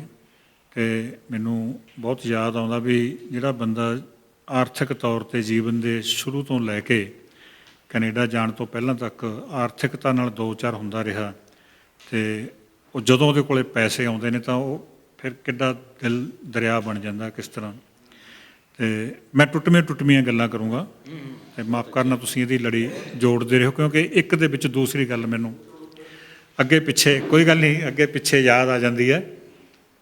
ਪ੍ਰਿੰਸ ਜੋਰਜ ਕੈਨੇਡਾ ਤੋਂ ਸੱਦਾ ਪੱਤਰ ਆਉਂਦਾ ਵਿਸ਼ਵ ਪੰਜਾਬੀ ਕਾਨਫਰੰਸ ਲਈ। ਉਹ ਕਹਿੰਦੇ ਯਾਰ ਵੀ ਤੂੰ ਦੇਖ ਲਾ ਅਪਲਾਈ ਕਰਕੇ, ਮੈਂ ਤਾਂ ਨਹੀਂ ਜਾ ਸਕੂੰਗਾ। ਮੈਂ ਕਿਉਂ? ਕਹਿੰਦੇ ਯਾਰ ਮੈਂ ਹੁਣੇ ਕੁੜੀ ਦਾ ਵਿਆਹ ਕਰਕੇ ਹਟਿਆ ਅਤੇ ਪੈਸੇ ਪੂਸੇ ਦਾ ਕਹਿੰਦੇ ਉੱਥੇ ਪੈਸੇ ਮਾਂ ਵੀ ਲੱਗ ਹੀ ਜਾਂਦਾ ਵੀ ਅਪਲਾਈ ਕਰਨ ਵਗੈਰਾ 'ਤੇ ਨਾ ਫੀਸ ਵਗੈਰਾ ਲਾ ਕੇ। ਕਹਿੰਦੇ ਵੀ ਮੈਂ ਤਾਂ ਨਹੀਂ ਇਹ ਕਰ ਸਕਦਾ। ਮੈਂ ਕਿਹਾ ਫਿਰ ਮੈਂ ਵੀ ਨਹੀਂ ਕਰਦਾ। ਕਹਿੰਦੇ ਯਾਰ ਤੂੰ ਕਰ ਲੈ, ਤੂੰ ਜਾਇਆ। ਮੈਂ ਕਿਹਾ ਵੀ ਮੇਰੀ ਤਾਂ ਕੋਈ ਇੱਛਾ ਨਹੀਂ, ਮੈਂ ਤਾਂ ਧੱਕੇ ਧੁੱਕੇ ਖਾ ਕੇ ਥੋੜ੍ਹੇ ਸਾਲ ਪਹਿਲਾਂ ਹੀ ਕਿੰਨੇ ਮੁਲਕਾਂ 'ਚੋਂ ਮੁੜਿਆ। ਪਰ ਤੁਸੀਂ ਪੈਸੇ ਦੀ ਚਿੰਤਾ ਨਾ ਕਰੋ ਅਤੇ ਆਪਾਂ ਅਪਲਾਈ ਕਰੀਏ। ਉਹ ਰਸਤੇ 'ਚ ਜਾਂਦੇ ਆਉਂਦਿਆਂ ਵੀ ਸਾਡੀਆਂ ਬਹੁਤ ਸਾਰੀਆਂ ਜਿਹੜੀਆਂ ਗੱਲਾਂ ਬਾਤਾਂ ਹੁੰਦੀਆਂ ਨੇ, ਅਤੇ ਮੈਂ ਸੋਚਦਾ ਵੀ ਸ਼ਾਇਦ ਸੁਖਮਿੰਦਰ ਰਾਮਪੁਰੀ ਜੀ ਦੇ ਬਾਰੇ ਜਿਨ੍ਹਾਂ ਨੇ ਉਹ ਗੱਲਾਂ ਵਾਪਰੀਆਂ ਦੇਖੀਆਂ ਹੋਣਗੀਆਂ ਉਹਨਾਂ ਨੂੰ ਤਾਂ ਪਤਾ ਹੋਊ, ਸ਼ਾਇਦ ਉਹਨਾਂ ਨੇ ਬਹੁਤੀਆਂ ਗੱਲਾਂ ਆਪਣੇ ਜੀਵਨ ਦੇ ਵਿੱਚ ਕਿਸੇ ਨਾਲ ਬੀਤੀਆਂ ਹੋਈਆਂ ਮੁੜ ਮੁੜ ਕੇ ਇਸ ਤਰ੍ਹਾਂ ਨਹੀਂ ਕੀਤੀਆਂ ਹੈਗੀਆਂ। ਅਤੇ ਇਸ ਤਰ੍ਹਾਂ ਮੈਨੂੰ ਉਹਨਾਂ ਦੇ ਨਾਲ ਸਬੱਬ ਬਣਦਾ ਰਿਹਾ। ਹਾਂ, ਜਦੋਂ ਮੈਂ ਗੱਲ ਕਰ ਰਿਹਾ ਸੀ ਉਹ ਗੀਤ, ਮੇਰਾ ਦੋਸਤ ਕਹਿੰਦਾ ਵੀ ਇਹ ਵੀ ਗੀਤ ਲਿਖ ਲੈਂਦਾ, ਅਤੇ ਮੈਂ ਮੈਨੂੰ ਇਉਂ ਲੱਗਾ ਵੀ ਮੇਰਾ ਇਹ ਨਾ ਖਾਸਾ ਵਧੀਆ ਜਿਹਾ ਗੀਤ ਹੈ। ਅਤੇ ਉਹ ਸੀ ਕੁਝ ਜੀਵਨ ਦੇ ਰੰਗ ਢੰਗ ਬਾਰੇ ਸੀ ਵੀ, ਅਤੇ ਮੈਂ ਸੁਣਾਇਆ ਇੱਕ ਬੰਦ 'ਤੇ ਉਹਦਾ ਮੈਂ ਮੁਖੜਾ ਸੁਣਾ ਕੇ ਹਟ ਗਿਆ। ਉਹ ਕਹਿੰਦੇ ਜਿਹੜੇ ਨਾ ਗੀਤ ਲਿਖਦੇ ਨੇ ਰਿਕਾਰਡ ਹੋਣ ਲਈ ਡਰਦੇ ਰਹਿੰਦੇ ਨੇ ਵੀ ਕਿਤੇ ਚੋਰੀ ਨਾ ਹੋ ਜਾਣ। ਉਹ ਮੈਂ ਕਿਹਾ ਨਹੀਂ ਜੀ, ਮੈਂ ਚੋਰੀ ਹੋਣ ਤੋਂ ਤਾਂ ਨਹੀਂ ਡਰਦਾ, ਅਤੇ ਮੈਨੂੰ ਤਾਂ ਜਵਾਨੀ ਆਉਂਦਾ ਹੀ ਇੰਨਾ ਕੁ ਸੀ, ਅਤੇ ਮੇਰਾ ਹੁਣ ਵੀ ਹਾਲ ਇਹੀ ਹੈ। ਅਤੇ ਉਹਨਾਂ ਕੋਲ ਇੰਨਾ ਚਿਰ ਰਹਿ ਕੇ ਮੈਂ ਇਹ ਨਹੀਂ ਸਿੱਖ ਸਕਿਆ ਕਿ ਅਭਿਆਸ ਦੇ ਨਾਲ ਕੁਛ ਗੀਤ ਤੁਹਾਡੇ ਹੈ ਨਾ ਮੇਰੇ ਹੈਗੇ ਜਿਹੜੇ ਯਾਦ ਹੋ ਜਾਂਦੇ ਨੇ। ਉਹ ਕਹਿੰਦੇ ਜੇ ਤੈਨੂੰ ਲਿਖਣ ਦਾ ਚਾਅ ਹੈ, ਜੇ ਤੈਨੂੰ ਲਿਖਣ ਦੀ ਇੱਛਾ ਹੈ, ਸਾਡੇ ਇੱਥੇ ਪੰਜਾਬੀ ਲਿਖਾਰੀ ਸਭਾ ਰਾਮਪੁਰ ਦੀ ਨਾ ਮਹੀਨੇ ਦੇ ਪਹਿਲੇ ਐਤਵਾਰ ਮੀਟਿੰਗ ਹੁੰਦੀ ਹੈ, ਤੂੰ ਉੱਥੇ ਆਈ। ਅਤੇ ਉਹਨਾਂ ਦਾ ਕਿਹਾ, ਅਤੇ ਉਸ ਦਿਨ ਤੋਂ ਮੈਨੂੰ ਕਈ ਵਾਰੀ ਕਾਫੀ ਇਸ ਤਰ੍ਹਾਂ ਦੇ ਪਰਿਵਾਰਕ ਸਮਾਜਿਕ ਦੁੱਖ ਤਕਲੀਫ ਦਾ ਵੀ ਦੋ ਚਾਰ ਹੋਣਾ ਪਿਆ, ਪਰ ਮੈਂ ਮੀਟਿੰਗ 'ਤੇ ਹਰ ਇਕੱਤਰਤਾ 'ਤੇ ਮੈਂ ਲਗਾਤਾਰ ਆਉਂਦਾ ਰਿਹਾ। ਜਦੋਂ 2-3 ਇਕੱਤਰਤਾ 'ਤੇ ਮੈਂ ਆਇਆ, ਅਤੇ ਉਹ ਮੇਰੇ ਕੋਲ ਮੇਰੀ ਮਾਰਬਲ ਦਾ ਕੰਮ ਸੀ, ਦਰਾਹੇ ਆਉਂਦੇ ਰਹੇ, ਉਹਨਾਂ ਨੇ ਆ ਕੇ ਬਹਿ ਜਾਣਾ, ਗੱਲਾਂ ਬਾਤਾਂ ਕਰਨੀਆਂ ਸੀ। ਯਾਨੀ ਜਦੋਂ ਦੁਪਹਿਰ ਦੇ 12 ਵਜੇ ਤੋਂ ਬਾਅਦ ਅਸੀਂ ਹੈ ਨਾ ਬਜਾ ਬਜੂ ਦੇਣੇ 12, ਅਤੇ ਸ਼ਾਮ ਕਰ ਲੈਣੀ। ਉਹ ਮੈਨੂੰ ਕਹਿੰਦੇ ਵੀ ਇਸ ਤਰ੍ਹਾਂ ਹੈ ਵੀ ਲਿਖਣਾ ਸਿਰਫ ਇੱਕ ਇਕੱਤਰਤਾ ਵਿੱਚ ਜਾ ਕੇ ਨਹੀਂ ਗੱਲ ਬਣਦੀ, ਵੀ ਆਪਾਂ ਨੂੰ ਨਾਲੇ ਦੁਆਲੇ ਸੁਭਾਵਾਂ ਨੇ, ਉਦੋਂ ਨਹੀਂ ਇੰਨੀਆਂ ਸੁਭਾਵਾਂ ਨਹੀਂ ਸੀ। ਖੰਨੇ ਵੀ ਇੱਕ ਸੱਭਿਆਚਾਰਕ ਮੰਚ ਹੀ ਸੀ, ਹੋਰ ਇੱਧਰ ਸਾਡੇ ਆਪਣੇ ਉੱਪਰਲੇ ਪਾਸੇ ਕੋਈ ਨਹੀਂ ਸੀ। ਵੀ ਜੇ ਤਾਂ ਤੈਨੂੰ ਸੱਦਾ ਪੱਤਰ ਆਉਂਦਾ ਤਾਂ ਮੈਂ ਤੇਰੇ ਨਾਲ ਚੱਲਿਆ ਕਰੂੰ, ਜੇ ਮੈਨੂੰ ਸੱਦਾ ਪੱਤਰ ਆ ਜਾਵੇ ਤਾਂ ਤੂੰ ਮੇਰੇ ਨਾਲ ਚੱਲਿਆ ਕਰੀਂ, ਜੇ ਆਪਾਂ ਦੋਵਾਂ ਨੂੰ ਸੱਦਾ ਪੱਤਰ ਆ ਗਏ ਤਾਂ ਆਪਾਂ ਇੱਕ ਦੂਜੇ ਨਾਲ ਚੱਲਿਆ ਕਰਾਂਗੇ, ਅਤੇ ਜੇ ਦੋਹਾਂ ਨੂੰ ਸੱਦਾ ਪੱਤਰ ਨਾ ਆਵੇ ਅਤੇ ਆਪਾਂ ਦੋਹਾਂ 'ਚੋਂ ਕਿਸੇ ਇੱਕ ਨੂੰ ਪਤਾ ਲੱਗ ਜੇ ਅਤੇ ਆਪਾਂ ਉਸ ਇਕੱਤਰਤਾ ਅਤੇ ਸਮਾਗਮ ਦੇ ਵਿੱਚ ਬਿਨ ਸੱਦੇ ਵੀ ਜਾਣਾ। ਅਤੇ ਇਹ ਉਹਨਾਂ ਦੀ ਸਿਹਤ ਪ੍ਰਤੀ ਜਿਹੜੀ ਪ੍ਰਤੀਬੱਧਤਾ, ਅਸੀਂ ਚਲੋ ਜਾਂਦੇ ਰਹੇ। ਉਹ ਜਾ ਕੇ ਸ਼ੁਰੂ 1-2 ਜਦੋਂ ਇਕੱਤਰਤਾ ਮੀਟਿੰਗਾਂ ਵਿੱਚ ਅਸੀਂ ਸਮਾਗਮਾਂ 'ਚ ਗਏ, ਅਤੇ ਮੈਂ ਉਹਨਾਂ ਨੂੰ ਕਿਹਾ ਵੀ ਰਾਮਪੁਰੀ ਜੀ ਗੱਲ ਇਹ ਹੈ ਵੀ ਜੇ ਤਾਂ ਉੱਥੋਂ ਮੁੜਦਾ ਹੁੰਦਾ ਹਨੇਰਾ ਕਰਕੇ ਫਿਰ ਤਾਂ ਸਕੂਟਰ ਤੁਹਾਡੇ ਵਾਲਾ, ਅਤੇ ਜੇ ਮੁੜਦਾ ਹੁੰਦਾ ਠੀਕ ਟਾਈਮ 'ਤੇ ਫਿਰ ਸਕੂਟਰ ਮੇਰੇ ਵਾਲਾ। ਕਹਿੰਦੇ ਕੀ ਗੱਲ? ਮੈਂ ਕਿਹਾ ਦੇਖੋ ਜੀ, ਮੈਨੂੰ 2 ਪਹੀਆ ਚਲਾਉਣ ਦੀ ਜਿਹੜੀ ਆਦਤ ਉਹ ਘੱਟ ਹੈ ਨਾ, ਅਤੇ ਬਾਕੀ ਸ਼ਾਮ ਟਾਈਮ ਤਾਂ ਫਿਰ ਮੈਨੂੰ ਹੋਰ ਵੀ ਹੈ ਨਾ ਇਸ ਤਰ੍ਹਾਂ ਦੀ ਕੋਈ ਸਮੱਸਿਆ ਆ ਸਕਦੀ ਹੈ। ਅਤੇ ਜਾਣੀ ਕਹਿਣ ਦਾ ਮਤਲਬ ਵੀ ਉਹ ਕਹਿੰਦੇ ਕੋਈ ਨਹੀਂ, ਆਪਾਂ ਨੂੰ ਸ਼ਾਮ ਤਾਂ ਹੋ ਜਾਂਦੇ, ਆਪਾਂ ਮੇਰੇ ਵਾਲੇ ਸਕੂਟਰ 'ਤੇ ਚੱਲਿਆ ਕਰਾਂਗੇ। ਅਸੀਂ ਉਹਨਾਂ ਦੇ ਸਕੂਟਰ 'ਤੇ, ਮੇਰੇ ਸਕੂਟਰ ਦੇ ਉੱਤੇ, ਫਿਰ ਚਲੋ ਉਸ ਤੋਂ ਬਾਅਦ ਜਿਸ ਤਰ੍ਹਾਂ ਵੀ ਅਸੀਂ ਬਹੁਤ ਸਾਰਾ ਅਸੀਂ ਇਸ ਤਰ੍ਹਾਂ ਸੁਭਾਵਾਂ ਦੇ ਵਿੱਚ। ਕਮਾਲ ਉਹਨਾਂ ਦੀ ਗੱਲ ਇਹ ਕਹਿੰਦੇ ਵੀ ਕਿਸੇ ਵੀ ਸਮਾਗਮ ਦੇ ਵਿੱਚ ਮੰਨ ਲਓ 10, 15, 20 ਸ਼ਾਇਰਾਂ ਨੇ ਆਪਣੀ ਗੱਲ ਕੀਤੀ ਹੈ, ਰਚਨਾ ਸੁਣਾਈ ਹੈ, ਕਵਿਤਾ ਸੁਣਾਈ ਹੈ, ਅਤੇ ਉੱਥੇ ਬੰਦਾ ਆਪਣੀ ਸਿਰਮੌਰ ਰਚਨਾ ਲੈ ਕੇ ਆਉਂਦਾ ਅਤੇ ਆਪਣੇ ਢੰਗ ਨਾਲ ਆਪਣੇ ਜੀਵਨ ਦੇ ਵਿੱਚੋਂ ਖੂਬਸੂਰਤ ਗੱਲ ਕਰਦਾ। ਅਤੇ ਕਹਿੰਦੇ ਇਹ ਸਮਝ ਲਓ ਵੀ ਆਪਾਂ ਇੱਕ ਸਮਾਗਮ ਵਿੱਚ ਜਾ ਕੇ 15-20 ਕਿਤਾਬਾਂ ਪੜ੍ਹ ਲਈਆਂ ਅਤੇ 15-20 ਲੇਖਕਾਂ ਨੂੰ ਜਾਣਨ ਲੱਗ ਜਾਂਦੇ ਹਾਂ। ਅਤੇ ਇਹ ਗੱਲ ਬਹੁਤ ਵੱਡੀ ਗੱਲ ਹੈ ਵੀ, ਕਿਉਂਕਿ ਜਦੋਂ ਕਿਤਾਬ ਹੈ, ਬਹੁਤ ਸਾਰੇ ਲੇਖਕਾਂ ਦੀ ਕਿਤਾਬ ਜੇ ਨਹੀਂ ਵੀ ਆਉਂਦੀ ਤਾਂ ਉਹਨਾਂ ਕੋਲ ਕਿਤਾਬਾਂ ਜਿੰਨੇ ਖਰੜੇ ਹੁੰਦੇ ਨੇ ਹੈ ਨਾ। ਅਤੇ ਅਸੀਂ ਇਸ ਤਰ੍ਹਾਂ ਇਸ ਢੰਗ ਨਾਲ ਜਿਹੜੇ ਉਹਨਾਂ ਕੋਲੋਂ ਮੈਂ ਛੋਪਲੇ ਜੇ ਇਸ ਤਰ੍ਹਾਂ ਬਹੁਤ ਸਾਰੀਆਂ ਜਿਹੜੀਆਂ ਗੱਲਾਂ ਸਿੱਖਦਾ ਰਿਹਾ, ਅਤੇ ਸਾਡੇ ਰੌਲਾ ਬੜਾ ਪੈ ਜਾਂਦਾ ਸੀ ਹੈ ਨਾ। ਕਈ ਵਾਰੀ ਜਿਹੜੇ ਸਾਨੂੰ ਦੋਨਾਂ ਨੂੰ ਬੰਦੇ ਨਹੀਂ ਸੀ ਜਾਣਦੇ ਜਾਂ ਦੋਵਾਂ ਨੂੰ ਜਾਣਦੇ ਸੀ, ਜਾਂ ਮਤਲਬ ਇਹ ਹੁੰਦਾ ਸੀ ਵੀ ਸੁਖਮਿੰਦਰ ਰਾਮਪੁਰੀ ਨਾਲ। ਅਤੇ ਉਹ ਇੱਕ ਵਾਰੀ ਇੱਥੇ ਅਸੀਂ ਉਹਨਾਂ ਦੇ ਕੈਨੇਡਾ ਤੋਂ ਜਦੋਂ ਪਹਿਲੀ ਵਾਰੀ ਆਏ, ਜਦੋਂ ਸਾਰੇ ਮਿੱਤਰ ਚਲੇ ਗਏ ਤਾਂ ਅਸੀਂ 3-4 ਜਣੇ ਰਹਿ ਗਏ, ਅਤੇ ਸਾਡੀਆਂ ਗੱਲਾਂ ਸ਼ੁਰੂ ਹੋ ਗਈਆਂ। ਮੇਰੇ ਕੋਲ ਉਦੋਂ ਵੈਨ ਹੁੰਦੀ ਸੀ ਮਰੂਤੀ, ਅਤੇ ਉਹਦੇ ਤਾਕੀ ਖੋਲ੍ਹ ਕੇ ਬੈਠਣ ਲੱਗੇ ਗੱਲ ਸ਼ੁਰੂ ਹੋ ਗਈ। ਉਹਨਾਂ ਜੀ 15-20 ਮਿੰਟ ਮੇਰੇ 'ਤੇ ਉਹ ਲਾਏ, ਮੇਰੀ ਉਹ ਤਹਿ ਲਾਈ, ਅਤੇ ਜਿਵੇਂ ਜਿਹਨੂੰ ਕਹਦੇ ਵੀ ਰਹੇ ਰੱਬ ਦਾ ਨਾਮ। ਮੈਂ ਉਹ 2 ਜਾਂ 1.5 ਸੈਂਟੈਂਸ ਵਿੱਚ ਗੱਲ ਨਿਬੇੜਤੀ। ਮੈਂ ਉਹਨਾਂ ਦਾ ਜਾਣੀ ਧੱਕੇ ਨਾਲ ਸ਼ਾਗਿਰਦ ਅਤੇ ਚੇਲਾ ਬਣਿਆ ਸੀ। ਉਹ ਵੀ ਉਹਨਾਂ ਨੂੰ ਬਿਨਾਂ ਦੱਸੇ ਮੈਂ 101 ਰੁਪਈਆ ਅਤੇ ਇੱਕ ਪੱਗ ਅਤੇ ਇੱਕ ਲੱਡੂਆਂ ਦਾ ਡੱਬਾ ਲਿਆ ਕੇ, ਜਦੋਂ ਮੈਨੂੰ ਕੋਈ ਬੋਲਣ ਦਾ ਸਬੱਬ ਬਣਿਆ, ਉਹਨਾਂ ਦਿਨਾਂ ਵਿੱਚ ਮੈਂ ਰਾਮਪੁਰ ਲਿਖਾਰੀ ਸਭਾ ਦਾ ਸਕੱਤਰ ਸੀ, ਇਹ 98 ਦੀ ਗੱਲ ਹੋ ਸਕਦੀ ਹੈ, 99 ਦੀ ਹੋ ਸਕਦੀ ਹੈ। ਮੈਂ ਕਿਹਾ ਵੀ ਮੈਂ ਆਪਣੇ ਬੋਲਣ ਤੋਂ ਪਹਿਲਾਂ ਇੱਕ ਰਸਮ ਕਰਨੀ ਚਾਹੁੰਦਾ, ਅਤੇ ਉਹ ਰਸਮ ਇੱਥੇ ਹੀ ਹੋ ਸਕਦੀ ਹੈ। ਨਹੀਂ ਨਹੀਂ, ਆਪਣੇ ਇੱਧਰ ਨਹਿਰੀ ਵਿਸ਼ਰਾਮ ਘਰ 'ਚ ਬਰਾਂਡਾ, ਹਾਂ। ਅਤੇ ਮੈਂ ਕਿਹਾ ਵੀ ਮੈਂ ਕਰਨੀ ਚਾਹੁੰਦਾ, ਅਤੇ ਅੱਜ ਮੇਰੇ ਕੋਲ ਮੌਕਾ ਇਹ ਹੈ ਵੀ ਜਿਹੜੀ ਮੈਂ ਰਸਮ ਉਹ ਕਰਨੀ ਹੈ, ਅਤੇ ਜਿਹਦੇ ਨਾਲ ਨਿਭਾਉਣੀ ਹੈ ਅਤੇ ਉਹ ਮਨਾ ਵੀ ਨਹੀਂ ਕਰ ਸਕਣਗੇ। ਉਹ ਪੁੱਛਣ ਲੱਗੇ ਕੀ ਹੈ, ਮੈਂ ਕਿਹਾ ਜੀ ਗੱਲ ਤਾਂ ਇੰਨੀ ਕਾ ਵੀ ਮੇਰੇ ਕੋਲ ਇੱਕ ਪੱਗ ਹੈ, ਇਹਦੇ ਲੜ 'ਚ 101 ਰੁਪਈਆ ਬੰਨਿਆ ਹੋਇਆ, ਅਤੇ ਇੱਕ ਮੇਰੇ ਕੋਲ ਲੱਡੂਆਂ ਦਾ ਡੱਬਾ, ਮੈਂ ਸੁਖਵਿੰਦਰ ਰਾਮਪੁਰੀ ਜੀ ਨੂੰ ਗੁਰੂ ਧਾਰਨਾ। ਅਤੇ ਦਲਾਲ ਸਾਹਿਬ ਅਤੇ ਹੋਰ ਸਾਰੇ ਕਹਿੰਦੇ ਵੀ ਅੱਜ ਭੱਜ, ਤੂੰ ਕਹਿੰਦਾ ਹੁੰਦਾ ਮੈਂ ਨਹੀਂ ਕਿਸੇ ਦਾ, ਨਾ ਤਾਂ ਮੇਰਾ ਕੋਈ ਗੁਰੂ ਹੈ ਅਤੇ ਨਾ ਮੈਂ ਕਿਸੇ ਦਾ ਬਣਨਾ ਹੈ। ਅਤੇ ਮੈਨੂੰ ਇਸ ਗੱਲ ਦਾ ਵੀ ਮਤਲਬ ਮਾਣ ਹਾਸਲ ਰਿਹਾ ਵੀ ਮੈਂ ਉਹਨਾਂ ਨੂੰ ਗੁਰੂ ਧਾਰਿਆ, ਅਤੇ ਉਹਨਾਂ ਨੇ ਮੇਰੇ ਕੋਲੋਂ ਲੁਕੋਇਆ ਵੀ ਕੁਛ ਨਹੀਂ। ਅਤੇ ਮੈਨੂੰ ਇਸ ਗੱਲ ਦਾ ਵੀ ਮਾਣ ਆ ਵੀ ਮੈਂ ਬਹੁਤ ਸਾਰੇ ਉਹਨਾਂ ਦੀਆਂ ਜਿਹੜੀਆਂ ਗੀਤਾਂ ਦੇ ਵਿੱਚ ਹੈ ਨਾ, ਅਤੇ ਉਹ ਕੁਛ ਇੱਕ ਸ਼ਬਦ ਅਤੇ ਧੀਆਂ ਦੇ ਵਿੱਚ ਇੱਕ ਲਾਈਨ ਪੂਰੀ ਜਿਹੜੀ ਮੇਰੇ ਨਾਲ ਗੱਲਬਾਤ ਕਰਨ ਤੋਂ ਬਾਅਦ, ਅਤੇ ਉਹ ਇਹ ਸੀ ਵੀ ਅਸੀਂ ਬਾਬੇ ਨਾਨਕ ਤੋਂ ਲੈ ਕੇ ਔਰਤ, ਉਸ ਤੋਂ ਪਹਿਲਾਂ ਵੀ ਭਾਵੇਂ ਔਰਤ ਬਾਰੇ ਗੱਲਾਂ ਹੋਈਆਂ ਨੇ, ਉਹਦੇ ਵਿੱਚ ਭਾਵੇਂ ਔਰਤ ਬਾਰੇ ਮਾੜੀਆਂ ਗੱਲਾਂ ਕੀਤੀਆਂ ਨੇ, ਤੁਲਸੀ ਨੇ ਵੀ, ਹੋਰਾਂ ਨੇ ਵੀ, ਅਤੇ ਇੱਥੋਂ ਤੱਕ ਵੀ ਕਿ ਕਬੀਰ ਸਾਹਿਬ ਦਾ ਵੀ ਜਿਹੜੀ ਬਹੁਤਾ ਜਿਹੜਾ ਔਰਤ ਪ੍ਰਤੀ ਉਦਾਰ ਅਤੇ ਸਪਸ਼ਟ ਜਿਹੜਾ ਪੱਖ ਨਹੀਂ ਸੀ, ਉਹ ਵੀ ਇਸ ਗੱਲ ਤੋਂ ਥੋੜ੍ਹਾ ਮਤਲਬ ਦੂਸਰੇ ਦੀ ਪੈੜ ਵਿੱਚ ਪੈੜ ਧਰ ਕੇ ਚੱਲਦੇ ਸੀ। ਹਾਂਜੀ, ਅਤੇ ਪਰ ਜਿਹੜੀ ਬਾਬੇ ਨਾਨਕ ਤੋਂ ਗੱਲ ਸ਼ੁਰੂ ਹੁੰਦੀ ਹੈ, ਉਹਦੇ ਵਿੱਚ ਇੱਕ ਵਿਲੱਖਣ ਗੱਲ ਜਿਹੜੀ ਆਉਂਦੀ ਹੈ, ਅਤੇ ਉਹ ਮੈਂ ਕਿਹਾ ਵੀ ਬਾਬੇ ਨਾਨਕ ਤੋਂ ਅੱਜ ਤੱਕ ਲੈ ਕੇ ਹੋਰ ਗੁਰੂ ਵੀ ਇਸ ਲੀਹ ਦੇ ਵਿੱਚ ਇਹ ਗੱਲ ਕਹਿੰਦੇ ਆਏ ਨੇ, ਉਹਨਾਂ ਦੇ ਬਾਅਦ ਜਿਹੜੇ ਪੈਰੋਕਾਰ ਵੀ ਕਹਿੰਦੇ ਆਏ ਨੇ, ਪਰ ਗੱਲ ਤਾਂ ਉੱਥੇ ਹੀ ਖੜੀ ਹੈ। ਅਤੇ ਉਸ ਲਾਈਨ ਨੂੰ ਵੀ ਉਹਨਾਂ ਨੇ, ਮੈਨੂੰ ਮਾਣ ਆ ਵੀ ਆਪਣੀ ਇਸ ਧੀਆਂ ਲਾਈਨ ਦੇ ਵਿੱਚ ਦਰਜ ਕੀਤਾ ਵੀ ਗੱਲ ਤਾਂ ਉੱਥੇ ਹੀ ਖੜੀ ਹੈ ਜਿੱਥੋਂ ਤੁਰੀ ਸੀ। ਅਸੀਂ ਸਿਰਫ ਜ਼ਬਾਨੀ ਕਲਾਮੀ ਗੱਲਾਂ ਕਰਦੇ ਹਾਂ। ਅਤੇ ਅਸੀਂ ਇੱਕ ਵਾਰੀ ਦਿੱਲੀ ਤੋਂ ਸ਼ਾਇਦ ਮੁਸ਼ਹਿਰੇ ਤੋਂ ਪਰਤ ਰਹੇ ਸੀ, ਅਤੇ ਅਸੀਂ ਬਾਬਾ ਹੀ ਰੰਗਾਂ 'ਚ ਸੀ, ਅਤੇ ਉਹਨਾਂ ਨੇ ਇੱਕ ਕੋਈ ਗੀਤ ਦਾ ਕੋਈ ਮੁਖੜਾ ਬੋਲਿਆ, 2-3 ਵਾਰੀ ਬੋਲਿਆ, ਮੈਨੂੰ ਕਹਿੰਦੇ ਚੇਤੇ ਰੱਖੀ। ਮੈਂ ਇੱਕ ਵਾਰੀ ਫੇਰ ਬੋਲੋ। ਉਹਨਾਂ ਨੇ ਜਿਹੜਾ ਬੋਲਿਆ ਮੈਂ ਉਹ ਬੱਸ ਦੀ ਟਿਕਟ ਦੇ ਪਿਛਲੇ ਪਾਸੇ ਲਿਖ ਲਿਆ ਜੀ। ਚਲੋ ਉਸ ਤੋਂ ਬਾਅਦ ਅਸੀਂ ਭੁੱਲ ਗਏ, ਕਹਾਣੀ ਕੋਈ ਨਹੀਂ। ਕਈ ਦਿਨਾਂ ਬਾਅਦ ਉਦੋਂ ਲੈਂਡਲਾਈਨ ਫੋਨ ਹੁੰਦੇ ਸੀ, ਮੈਨੂੰ ਕਹਿੰਦੇ ਚੱਜ ਯਾਰ ਆਪਾਂ ਇੱਕ ਗੀਤ ਮੈਂ ਤੈਨੂੰ ਕਿਹਾ ਸੀ ਵੀ ਚੇਤੇ ਰੱਖੀ। ਮੈਂ ਕਿਹਾ ਵੀ ਕੌਣ ਬੋਲਦੇ ਹੋ? ਕਹਿੰਦੇ ਹੁਣ ਤੈਨੂੰ ਦੱਸਣਾ ਪਊਗਾ ਕੌਣ ਬੋਲਦਾ। ਨਹੀਂ, ਮੈਂ ਵੈਸੇ ਪੁੱਛਦਾ ਵੀ ਤੁਸੀਂ ਕੌਣ ਬੋਲਦੇ ਹੋ, ਬੰਦਾ ਬਣ ਜਾ ਬੰਦਾ। ਮੈਂ ਸੁਖਵਿੰਦਰ ਰਾਮਪੁਰੀ ਬੋਲਦਾ। ਮੈਂ ਕਿਹਾ ਨਹੀਂ ਜੀ, ਮੈਨੂੰ ਤਾਂ ਇਉਂ ਲੱਗਿਆ ਮੇਰੇ ਗੁਰੂ ਬੋਲਦੇ ਨੇ।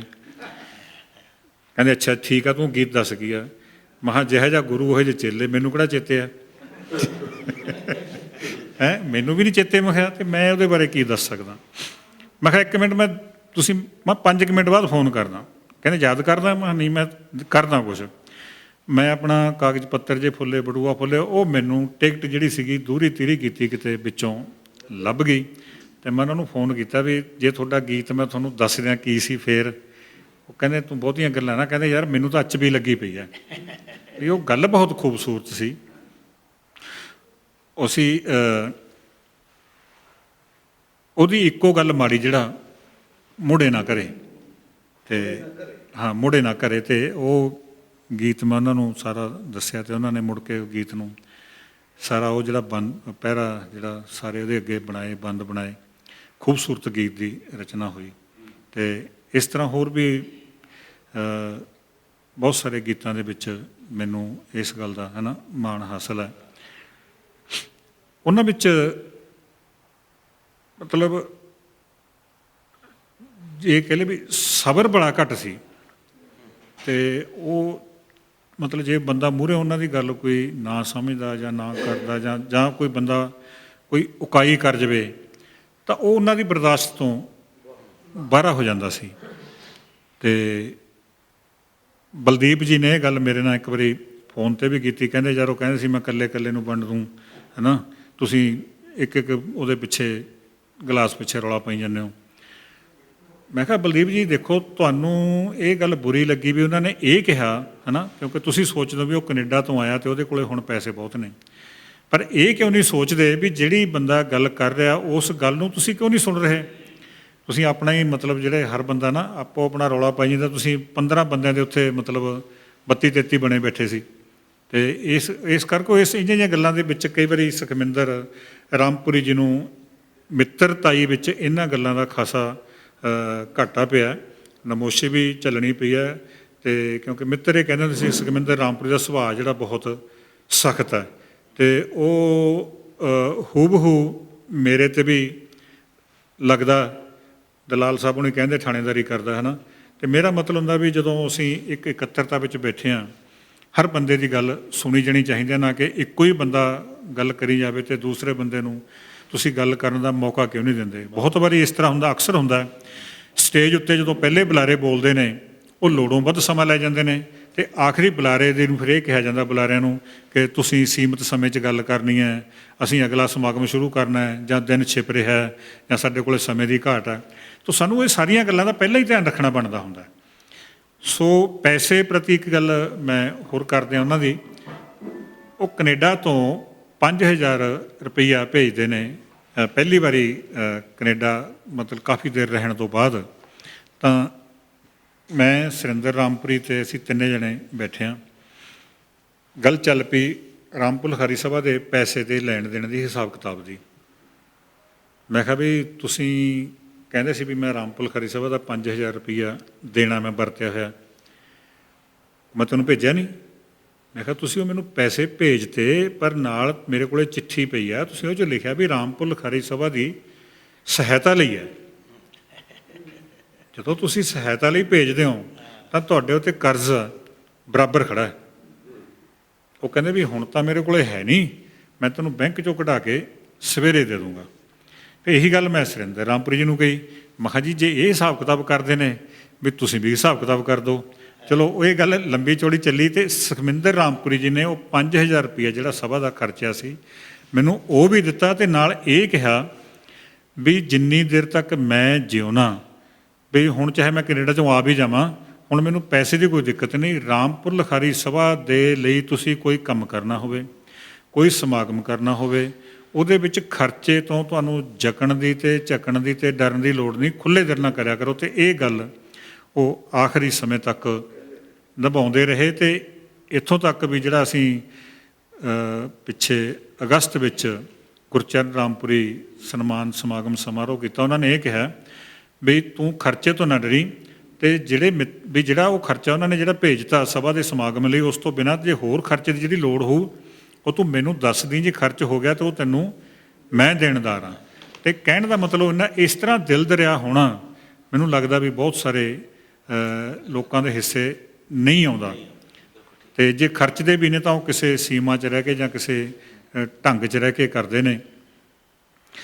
ਸੁਖਮਿੰਦਰ ਰਾਮਪੁਰੀ ਜੀ ਦੇ ਸੁਪਤਨੀ ਦੇ 2008 ਵਿੱਚ ਜਾਣ ਤੋਂ ਬਾਅਦ ਉਹਨਾਂ ਦੇ ਗੀਤਾਂ ਵਿੱਚ ਬਹੁਤਾ ਵੈਰਾਗ ਝਲਕਦਾ ਰਿਹਾ। ਇੱਕ ਵਾਰੀ ਮੈਂ ਉਹਨਾਂ ਨੂੰ ਕਿਹਾ ਵੀ ਹੁਣ ਤੁਸੀਂ ਸਾਰੇ ਗੀਤ ਇੱਦਾਂ ਦੇ ਲਿਖੀ ਜਾਂਦੇ ਹੋ। ਉਹ ਰੋ ਪਏ, ਅਸੀਂ ਦੋਨੇ ਜਣੇ ਬੈਠੇ ਸੀ ਉਹਨਾਂ ਦੀ ਬੈਠਕ 'ਚ। ਕਹਿੰਦੇ ਯਾਰ ਤੂੰ ਮੈਨੂੰ ਸਮਝਦਾ? ਮੈਂ ਕਿਹਾ ਜੀ ਇਹ ਤਾਂ ਤੁਹਾਨੂੰ ਪਤਾ ਹੋਣਾ ਵੀ ਮੈਂ ਕਿੰਨਾ ਕੁ ਸਮਝਦਾ ਤੁਹਾਨੂੰ, ਜਾਂ ਕਿੰਨੀ ਕੁ ਹੈ ਨਾ, ਅਤੇ ਤੁਸੀਂ ਇਹਦੇ 'ਚ ਰੋਣ ਦਾ ਕੀ? ਕਹਿੰਦੇ ਯਾਰ ਹੁਣ ਮੈਂ ਰੋ ਵੀ ਨਹੀਂ ਸਕਦਾ, ਤੇਰੇ ਸਾਹਮਣੇ ਵੀ ਨਹੀਂ ਰੋ ਸਕਦਾ, ਮੈਂ ਲੋਕਾਂ ਸਾਹਮਣੇ ਤਾਂ ਨਹੀਂ ਰੋ ਸਕਦਾ, ਤੇਰੇ ਸਾਹਮਣੇ ਤਾਂ ਰੋ ਸਕਦਾ, ਤੇਰੇ ਸਾਹਮਣੇ ਤਾਂ ਮੈਂ ਆਪਦਾ ਦਿਲ ਹੌਲਾ ਕਰ ਸਕਦਾ, ਤੇਰੇ ਸਾਹਮਣੇ ਤਾਂ ਜਿਹੜੇ ਮੇਰੇ ਜਜ਼ਬਾਤ ਨੇ ਮਨ ਦੇ ਉਹ ਪਿਘਲ ਸਕਦੇ ਨੇ, ਇੰਨੇ ਕੁ ਤਾਂ ਮੈਨੂੰ ਤੂੰ ਆਪਣਾ ਹੱਕ ਦੇ, ਕੋਈ ਤਾਂ ਮੇਰੀ ਗੱਲ ਸੁਣੇ। ਅਤੇ ਮੈਂ ਕਿਹਾ ਵੀ ਚਲੋ ਵੀ ਜਿੰਨਾ ਕੁ ਚਿਰ ਇਹ ਜੀਵਨ ਹੈ ਅਤੇ ਮੇਰਾ ਮੋਢਾ ਇਸ ਯੋਗ ਤਾਂ ਹੈ ਨਹੀਂ, ਪਰ ਹਾਜ਼ਰ ਹੈ। ਅਤੇ ਅਸੀਂ ਇਸ ਤਰ੍ਹਾਂ ਪਰਿਵਾਰਕ ਦੁੱਖ ਸੁੱਖ ਬਹੁਤ ਕਰਦੇ ਰਹੇ ਹਾਂ, ਅਤੇ ਮੈਨੂੰ ਇਸ ਗੱਲ ਦਾ ਵੀ ਮਾਣ ਹੈ। ਪਰ ਉਹਨਾਂ ਦੇ ਉੱਤੇ ਮੈਨੂੰ ਅਫਸੋਸ ਜਾਂ ਮਲਾਲ ਇੱਕੋ ਗੱਲ ਦਾ ਰਿਹਾ, ਔਰ ਉਹ ਇਸ ਗੱਲ ਨੂੰ ਮੰਨੇ ਵੀ। ਮੈਂ ਕਿਹਾ ਵੀ ਕਿਉਂਕਿ ਉਹਨਾਂ ਦੀ ਬੇਟੀ ਦੇ ਜਿਹੜਾ ਪਰਿਵਾਰ ਸਮੇਤ ਬਾਹਰ ਜਾਣ ਦੇ ਵਿੱਚ ਇੱਕ ਪਰਿਵਾਰਕ ਸਮੱਸਿਆ ਸੀ, ਉਹ ਇਸ ਤਰ੍ਹਾਂ ਦੀ ਸੀ ਵੀ ਜੇ ਸੁਖਮਿੰਦਰ ਰਾਮਪੁਰੀ ਜੀ ਨਾ ਜਾਂਦੇ ਤਾਂ ਉਹ ਸਮੱਸਿਆ ਹੱਲ ਨਹੀਂ ਹੋ ਰਹੀ। ਮੈਨੂੰ ਕਹਿੰਦੇ ਯਾਰ ਹੁਣ ਮੈਂ ਇਸ ਦੁਬਿਧਾ 'ਚ ਫਸ ਗਿਆ, ਝੱਜ ਕਿਵੇਂ ਕੀਤਾ ਜਾਵੇ? ਜੇ ਜਾਨਾ ਤਾਂ ਮੈਂ ਸਾਹਿਤ ਨਾਲੋਂ ਟੁੱਟਦਾ। ਮੈਂ ਕਿਹਾ ਵੀ ਲਿਖਣਾ ਤਾਂ ਤੁਹਾਡਾ ਕੋਈ ਖੋਹ ਨਹੀਂ ਸਕਦਾ, ਲਿਖਣਾ ਤਾਂ ਤੁਸੀਂ ਹੈ, ਪੜ੍ਹਨਾ ਤੁਸੀਂ ਹੈ, ਅਤੇ ਸਮੱਸਿਆ ਨਾਲ ਦੋ ਚਾਰ ਹੋਣਾ ਇਹ ਸਮਾਜਿਕ ਸਰੋਕਾਰ ਨੇ, ਕਿਵੇਂ ਵੀ ਹੈ। ਖੈਰ ਉਹਨਾਂ ਨੂੰ ਜਾਣਾ ਪਿਆ, ਜਾ ਕੇ ਉਹ ਫਿਰ ਜਿਵੇਂ ਕਹਿੰਦੇ ਨਾ ਵੀ ਸਰਦੀਆਂ ਦੇ ਮੌਸਮ ਵਿੱਚ ਹੜ੍ਹ ਆਏ ਸੀ, ਕਿਤੇ ਤੂਫਾਨ ਸੀ, ਤਾਂ ਇੱਕ ਬੰਦਾ ਤੈਰਨਾ ਜਾਣਦਾ ਸੀ, ਦੂਜਾ ਉਹਨੂੰ ਕਹਿੰਦਾ ਵੀ ਆਪਾਂ ਯਾਰ ਉਹ ਕੰਬਲ ਰੁੜਿਆ ਜਾਂਦਾ, ਤੂੰ ਫੜ ਲਿਆ, ਤੈਨੂੰ ਤੈਰਨਾ ਆਉਂਦਾ, ਆਪਾਂ ਨਿਚੋੜ ਕੇ ਘੱਟੋ ਘੱਟ ਇਹ ਜਿਹੜੀ ਸਿੱਧਾ ਆਪਣੇ ਉੱਤੇ ਹਵਾ ਦਾ ਸਰਦੀ ਦਾ ਜਿਹੜਾ ਅਸਰ ਹੋ ਰਿਹਾ, ਇਹ ਤੋਂ ਤਾਂ ਬਚਾਂਗੇ। ਉਹ ਬੰਦਾ ਜਦੋਂ ਦਰਿਆ 'ਚ ਉਹ ਹੜ੍ਹ ਦੇ ਵਿੱਚ ਜਾਂਦਾ, ਉਹ ਕੰਬਲ ਫੜਦਾ ਅਤੇ ਉਹ ਕੰਬਲ ਨੂੰ ਖਿੱਚ ਨਹੀਂ ਸਕਦਾ, ਤਾਂ ਉਹ ਕਹਿੰਦਾ ਮਿੱਤਰਾ ਤੂੰ ਕੰਬਲ ਛੱਡ ਦੇ, ਤੂੰ ਜਾਨ ਬਚਾ ਆਪਣੀ, ਗੋਲੀ ਮਾਰ ਕੰਬਲ ਨੂੰ। ਉਹ ਕਹਿੰਦਾ ਮੈਂ ਤਾਂ ਕੰਬਲ ਨੂੰ ਛੱਡਦਾ, ਹੁਣ ਕੰਬਲ ਮੈਨੂੰ ਨਹੀਂ ਛੱਡਦਾ। ਉਹ ਜਦੋਂ ਕੈਨੇਡਾ ਚਲੇ ਜਾਂਦੇ ਨੇ, ਫਿਰ ਉਹ ਆਰਥਿਕਤਾ ਦਾ ਤਾਣਾ ਬਣਾ ਉਹਨਾਂ ਨੂੰ, ਮਤਲਬ ਪਰਿਵਾਰ ਦੀ ਜਿਹੜੀ ਇਸ ਤਰੀਕੇ ਨਾਲ ਜਕੜ ਲੈਂਦੀ ਹੈ। ਅਤੇ ਉਹ ਕਹਿੰਦੇ ਯਾਰ ਹੁਣ ਮੈਂ ਸੋਚਦਾ ਵੀ ਆਇਆ ਤਾਂ ਹੋਇਆ ਹੀ ਆ, ਹੁਣ ਮੈਂ ਆਪਦੇ ਮੁੰਡੇ ਬਾਰੇ ਜਾਂ ਆਪਣੇ ਪੋਤੇ ਪੋਤੀ ਨੂੰ ਹੈ ਨਾ ਸੈੱਟ ਕਰਨ ਦੇ ਲਈ, ਇਹ ਮੇਰੀ ਉਹ ਬੇਟੀ ਦੇ 2 ਬੇਟੀਆਂ ਹੋ ਗਈਆਂ ਸੀਗੀਆਂ, ਵੀ ਮੈਂ ਚਾਹੁੰਦਾ ਵੀ ਇਹਨੂੰ ਅਸੀਂ ਸਾਂਭ ਲੈਂਦੇ ਹਾਂ, ਇਹਦੇ ਬੱਚਿਆਂ ਨੂੰ ਇਹ ਕੰਮ 'ਤੇ ਜਾਂਦੀ ਆ। ਤਾਂ ਉਸ ਤਾਣੇ ਬਾਣੇ ਵਿੱਚੋਂ ਇੰਨੇ ਅਲਝ ਗਏ। ਅਲਝਣ ਤੋਂ ਬਾਅਦ ਫਿਰ ਜਦੋਂ ਪਹਿਲੀ ਵਾਰੀ ਆਉਂਦੇ ਨੇ, ਮੈਂ ਕਿਹਾ ਵੀ ਜਦੋਂ ਬੀਬੀ ਦੀ, ਉਹਨਾਂ ਦੀ ਧਰਮ ਪਤਨੀ ਦੀ ਸਦੀਵੀ ਵਿਛੋੜਾ ਹੋ ਜਾਂਦਾ, ਅਤੇ ਮੈਂ ਕਿਹਾ ਵੀ ਹੁਣ ਤਾਂ ਚਲੋ, ਉਹ ਕਹਿੰਦੇ ਯਾਰ ਹੁਣ ਤਾਂ ਮੈਂ ਹੋਰ ਵੀ ਜ਼ਿਆਦਾ ਇਹਦੇ ਵਿੱਚ ਅਲਝ ਗਿਆ।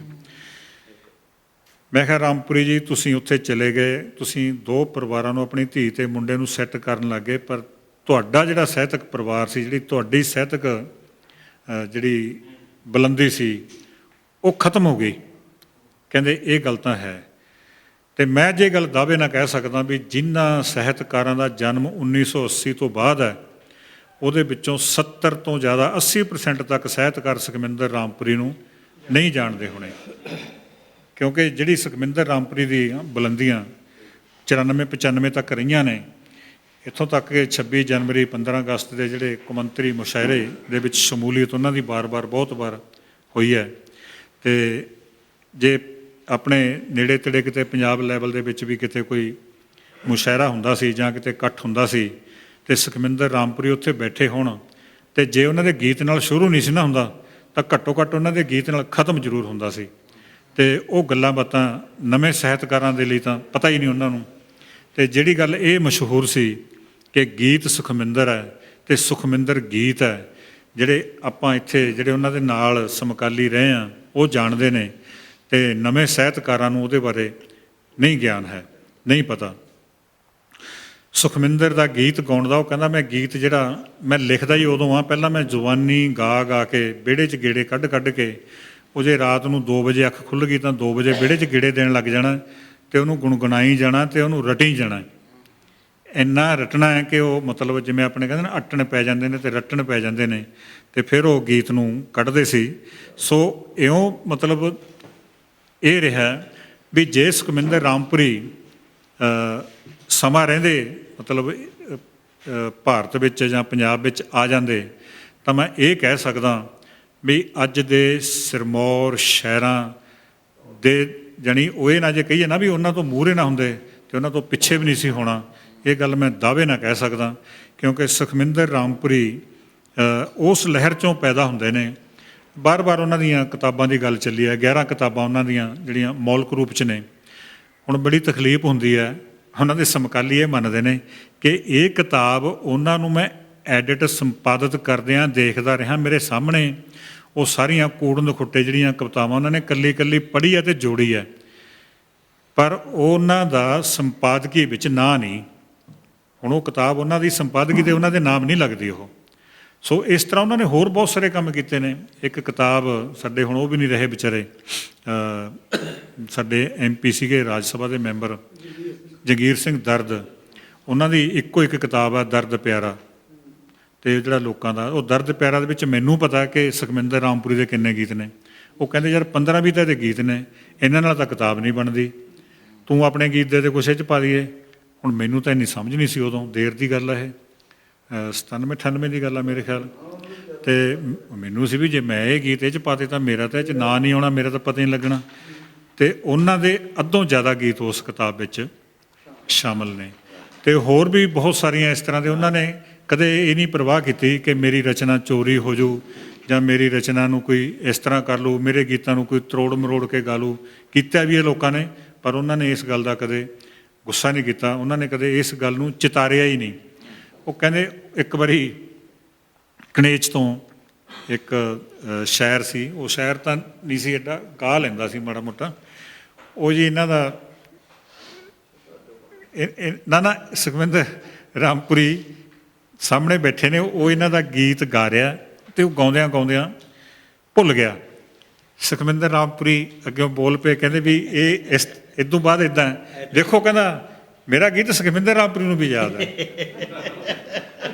ਅਤੇ ਕੋਈ ਹੁੰਦਾ ਹੋਰ, ਉਹ ਸ਼ਾਇਦ ਉੱਠ ਕੇ ਗਲੋਂ ਫੜ ਲੈਂਦਾ ਵੀ ਤੂੰ ਮੇਰਾ ਗੀਤ ਮੈਨੂੰ ਸੁਣਾ ਰਿਹਾ ਅਤੇ ਮੈਨੂੰ ਇਹ ਕਹਿ ਰਿਹਾ ਵੀ ਇਹਨੂੰ ਵੀ ਯਾਦ ਹੈ। ਅਤੇ ਉਹ ਆਪਣਾ ਉੱਥੋਂ ਜਿਹੜਾ ਭਾਸ਼ਾ ਵਿਭਾਗ ਦਾ ਜਿਹੜਾ ਉਹ 100-150 ਰੁਪਇਆ ਲੈ ਕੇ ਅਤੇ ਤੁਰ ਗਿਆ। ਅਤੇ ਸੁਖਵਿੰਦਰ ਰਾਮਪੁਰੀ ਹੁਣ ਮੈਨੂੰ ਲੱਗਦਾ ਬਹੁਤ ਔਖੀ ਜਿਹੜੀ ਹੈਗੀ ਗੱਲ ਹੈ। ਅਤੇ ਜਦੋਂ ਮੈਂ ਨਵਾਂ ਜੁੜਿਆ ਅਤੇ ਮੈਂ ਮਤਲਬ ਲਗਾਤਾਰ ਆਉਣ ਲੱਗ ਗਿਆ, ਸ਼ਾਇਦ 97 ਸੀ ਜਾਂ 98 ਕੋਈ ਹੋ ਸਕਦਾ। ਇੱਕ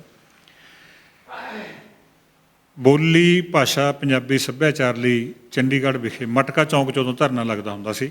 ਉਹ ਬਾਅਦ 'ਚ ਸਥਾਨ ਬਦਲ ਕੇ ਹੁਣ ਇੱਧਰ ਹੋਰ ਪਾਸੇ ਚਲਿਆ ਗਿਆ। ਮੈਨੂੰ ਕਹਿੰਦੇ ਉੱਥੇ ਜਾਣਾ। ਉਹਨਾਂ ਦਿਨਾਂ ਵਿੱਚ ਮੈਨੂੰ ਕਿਸੇ ਨੇ ਨਵਾਂ ਹੀ ਕੰਮ ਸ਼ੁਰੂ ਕਰਾਤਾ ਸੀਗਾ।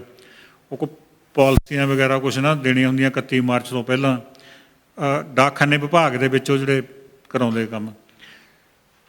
ਮੈਨੂੰ ਕਹਿੰਦੇ ਜਾਂ ਤਾਂ ਤੂੰ ਇਹ ਕੰਮ ਕਰ ਲੈ ਜਾਂ ਫਿਰ ਲਿਖ ਲੈ।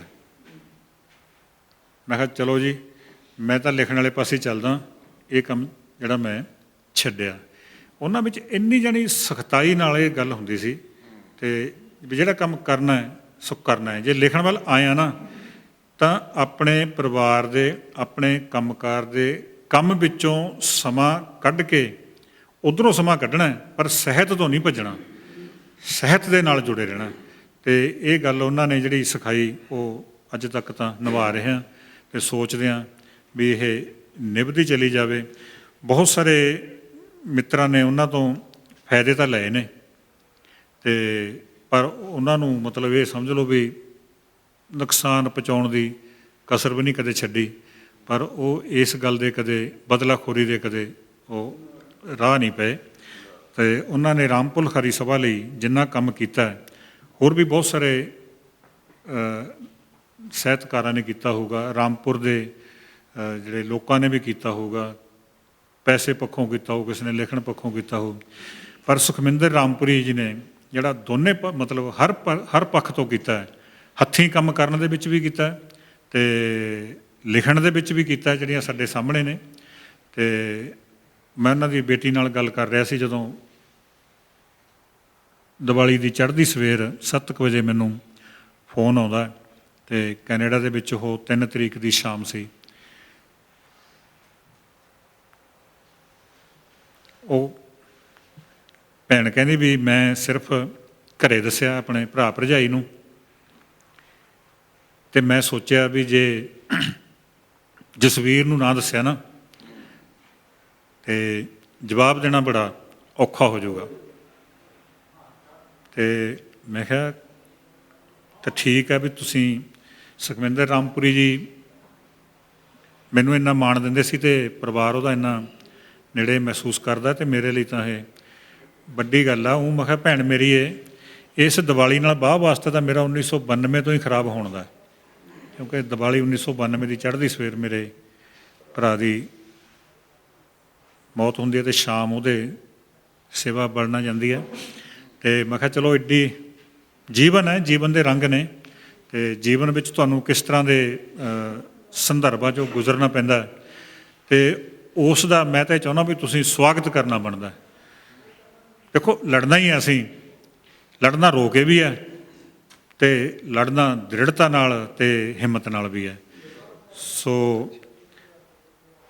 ਮੈਂ ਜਦੋਂ ਸਾਡੀਆਂ ਹੁਣ ਉੱਥੇ ਰਾਤ ਦਾ ਟਾਈਮ ਹੋਇਆ, ਮੈਂ ਕਿਹਾ ਵੀ ਤੂੰ ਸਵੇਰ ਦੀ ਰੂ ਕੇ ਥੱਕੀ ਹੋਈ ਹੈ, ਤੈਨੂੰ ਤਾਂ ਹੁਣ ਰੋਣ ਆਉਂਦਾ ਨਹੀਂ, ਨਾ ਤੇਰੀਆਂ ਗੱਲਾਂ ਦੇ ਵਿੱਚੋਂ ਇਹ ਗੱਲ ਕੋਈ ਮੈਨੂੰ ਮਹਿਸੂਸ ਹੁੰਦੀ ਹੈ। ਅਤੇ ਇੱਕ ਤੇਰਾ ਬਾਪੂ ਹੈ ਜਿਹਾ ਸੀ, ਅਤੇ ਇੱਕ ਤੂੰ ਉਹਦੀ ਧੀ ਹੀ ਜੀ ਹੈ, ਅਤੇ ਨਾਲ ਜਿਹਦੇ ਨਾਲ ਗੱਲ ਕਰਦੀ ਹਾਂ ਉਹ ਵੀ ਇਹੋ ਜਿਹੀ ਹੈ। ਵੀ ਹੁਣ ਸੌਣਾ ਕਦੋਂ ਹੈ? ਕਹਿੰਦੀ ਨਹੀਂ ਕੋਈ ਨਹੀਂ, 10 ਹੀ ਵਜੇ ਨੇ। ਮੈਂ ਕਿਹਾ ਚਲੋ ਜਿੰਨਾ ਚਿਰ ਤੈਨੂੰ ਨੀਂਦ ਨਹੀਂ ਆਉਂਦੀ ਤੂੰ ਗੱਲਬਾਤ ਕਰ ਸਕਦੀ ਹਾਂ, ਕੋਈ ਗੱਲ ਨਹੀਂ, ਮੈਨੂੰ ਕਦੇ ਵੀ ਫੋਨ ਕਰ ਸਕਦੀ ਹੈ। ਅਤੇ ਮੈਂ ਕਿਹਾ ਵੀ ਉਹ ਜਦੋਂ 14 ਤਰੀਕ ਨੂੰ ਗੱਲ ਕਰਦੇ ਨੇ, ਉਹ ਕਹਿੰਦੀ ਬਸ ਦੋ ਚਾਰ ਦਿਨਾਂ ਦੇ ਬਾਅਦ ਹੀ ਕਹਿੰਦੀ ਉਹ ਢਿੱਲੇ ਜਿਹੇ ਹੋ ਗਏ, ਅਤੇ ਮੁੜ ਕੇ ਫਿਰ ਉਹਨਾਂ ਦੀ ਆਵਾਜ਼ ਨੂੰ ਕੁਛ ਦਿੱਕਤ ਆਉਣ ਲੱਗ ਗਈ। ਬਹੁਤ ਹੀ ਦੂਰ ਜਾਣਾ ਹੈ, ਅਸੀਂ ਇੱਕ ਤਾਰ ਹਾਂ ਨਿਰਮਲ, ਅਸੀਂ ਇੱਕ ਤਾਰ ਹਾਂ ਨਿਰਮਲ, ਬਹੁਤ ਸੂਖਮ ਵਿਚਾਰਾਂ ਦੀ, ਬਹੁਤ ਉੱਚਿਆਂ ਮਿਆਰਾਂ ਦੀ। ਅਸੀਂ ਨਿਵਿਆਣ ਤੋਂ, ਅਸੀਂ ਨਿਵਿਆਣ ਤੋਂ ਉੱਚਿਆਣ ਵੱਲ ਨੂੰ ਵਹਿੰਦੇ ਜਾਣਾ ਹੈ। ਬਹੁਤ ਹੀ ਦੂਰ ਤੋਂ ਆਏ, ਬਹੁਤ ਹੀ ਦੂਰ ਜਾਣਾ ਹੈ। ਅਸੀਂ ਜਿਸ ਥਾਂ ਵੀ ਜੰਮਦੇ, ਨਾਲ ਇੱਕ ਆਰਾ ਵੀ ਜੰਮਦਾ ਹੈ, ਉਹ ਸਾਡੇ ਸੀਸ ਮੰਗਦਾ ਹੈ। ਅਸੀਂ ਹਰ ਹਾਲ ਹੀ, ਅਸੀਂ ਹਰ ਹਾਲ ਹੀ ਹੁਣ ਇਸ ਤੋਂ ਖਹਿੜਾ ਛੁਡਾਣਾ ਹੈ। ਬਹੁਤ ਹੀ ਦੂਰ ਤੋਂ ਆਏ, ਬਹੁਤ ਹੀ ਦੂਰ ਜਾਣਾ ਹੈ। ਚੱਲ ਆ ਚੱਲਦੇ ਹੀ ਚੱਲਦੇ, ਸਮੇਂ ਦਾ ਇੱਕ ਛਿਣ ਸਜਾ ਦਈਏ, ਸਮਾਂ ਛਿਣ ਭਰ ਖੜਾ ਦਈਏ। ਚੱਲ ਆ ਚੱਲਦੇ ਹੀ ਚੱਲਦੇ, ਸਮੇਂ ਦਾ ਇੱਕ ਛਿਣ ਸਜਾ ਦਈਏ, ਸਮਾਂ ਛਿਣ ਭਰ ਖੜਾ ਦਈਏ। ਨਹੀਂ ਤਾਂ ਪਿਆਰ ਦੇ, ਨਹੀਂ ਤਾਂ ਪਿਆਰ ਦੇ, ਇਸ ਪਲ ਨੇ ਹੱਥੋਂ ਨਿਕਲ ਜਾਣਾ ਹੈ। ਬਹੁਤ ਹੀ ਦੂਰ ਤੋਂ ਆਏ, ਬਹੁਤ ਹੀ ਦੂਰ ਜਾਣਾ ਹੈ। ਅਸੀਂ ਧਰਤੀ ਤੇ ਰਹਿੰਦੇ, ਪਰ ਨਜ਼ਰ ਬ੍ਰਹਿਮੰਡ ਤੇ ਰਹਿੰਦੀ, ਉਹ ਸਭ ਕੁਝ ਭਾਂਪਦੀ ਰਹਿੰਦੀ। ਅਸੀਂ ਬ੍ਰਹਿਮੰਡ ਦੇ ਇਸ ਪਾਰ ਤੋਂ ਉਸ ਪਾਰ ਜਾਣਾ ਹੈ। ਬਹੁਤ ਹੀ ਦੂਰ ਤੋਂ ਆਏ, ਬਹੁਤ ਹੀ ਦੂਰ ਜਾਣਾ ਹੈ। ਆਖਰੀ ਬੰਦ ਹੈ ਜੀ। ਕੋਈ ਸਮਝੇ ਨਾ ਸਮਝੇ, ਕੋਈ ਜਾਣੇ ਨਾ ਜਾਣੇ, ਇਹ ਸਾਡੇ ਫਰਜ਼ਾਂ 'ਚ ਸ਼ਾਮਲ ਹੈ ਅਤੇ ਕਰਜ਼ਾਂ 'ਚ ਸ਼ਾਮਲ ਹੈ। ਅਸੀਂ ਰਾਹੀਆਂ ਲਈ, ਅਸੀਂ ਰਾਹੀਆਂ ਲਈ ਧਰਤੀ ਨੂੰ ਛਾਂ ਵਾਂਗੂ ਸਜਾਣਾ ਹੈ। ਬਹੁਤ ਹੀ ਦੂਰ ਤੋਂ ਆਏ, ਬਹੁਤ ਹੀ ਦੂਰ ਜਾਣਾ ਹੈ। ਅਸੀਂ ਦਿਸ ਹੱਦਿਆਂ ਤੇ ਪਿਆਰ ਦਾ ਇੱਕ ਪੁਲ ਬਣਾਉਣਾ ਹੈ। ਬਹੁਤ ਹੀ ਦੂਰ ਜਾਣਾ ਹੈ, ਬਹੁਤ ਹੀ ਦੂਰ ਜਾਣਾ ਹੈ। ਧੰਨਵਾਦ ਜੀ।